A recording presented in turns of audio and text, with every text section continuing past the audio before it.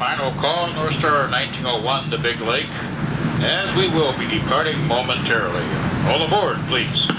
Since its inception in the mid-1990s, the thought of bringing the Northstar Rail from the Twin Cities to St. Cloud has been a goal for residents. You know, everybody wants to see the train come to St. Cloud, and so do we.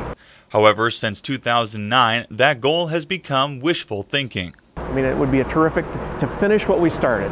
For the past several years, there have been ongoing debates among state lawmakers on this issue.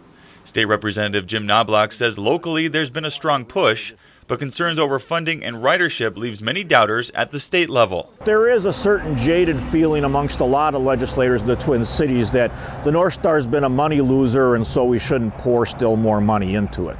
But is this wishful thinking enough to finally make it reality? Statistically, Knobloch says the Northstar has never reached the ridership numbers it once projected.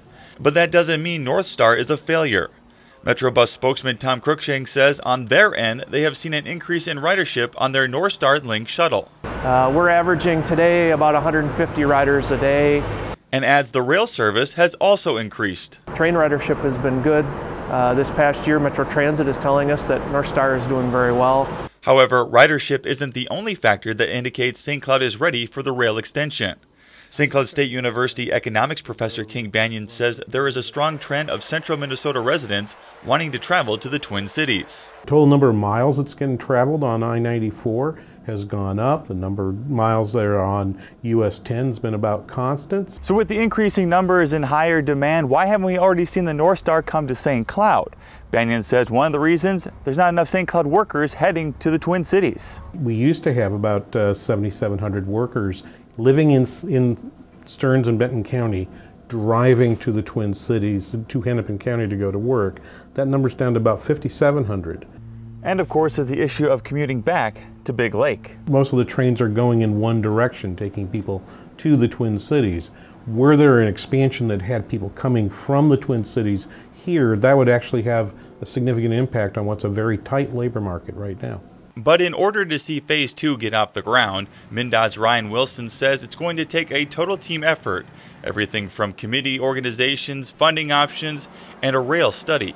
It's been several years since any work has been done on Northstar Phase 2, and so that study would be an important step to analyze where the project is at, what the next steps might be, what work needs to be done, what has already been accomplished, engaging the community, everything that would go into making a successful project.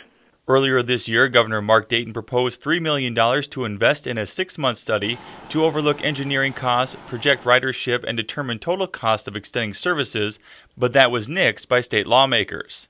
Knobloch and Wilson add if the Northstar is to come to St. Cloud, it may require a partnership through the BNSF Railroad. Where some of the round trips they've got coming out of Big Lake really aren't used very much, and if we could trade off those rights for an extension up to St. Cloud, which I have some feeling from the railroad they might be interested in, I think that would be more economical and more useful.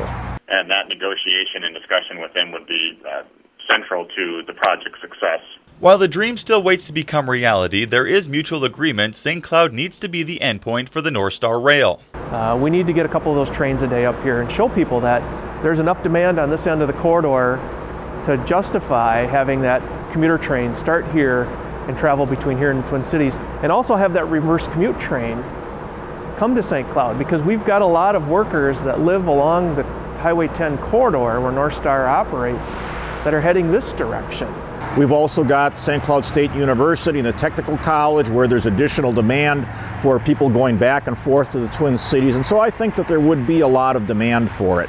Banyan says the extension would also bring an uptick in economic status throughout central Minnesota. Places like Clear Lake, Monticello, Becker, Elk River would start to see rapid increases in population if the train was more visible as an option for people to go to work and to go play in the Twin Cities, or come to work and go play here in St. Cloud. So while the game of cat and mouse continues at the state level, we here in St. Cloud continue to operate as if it's going to happen and show that St. Cloud's ready to ride the rails. It's going to be several more years potentially before the train comes to St. Cloud. We need to make sure we've got good, reliable equipment, and even if the train does come, that we can wrap around it with a good, reliable service that can continue for many years into the future. Reporting from St. Cloud, Alex Wykowski, WJON.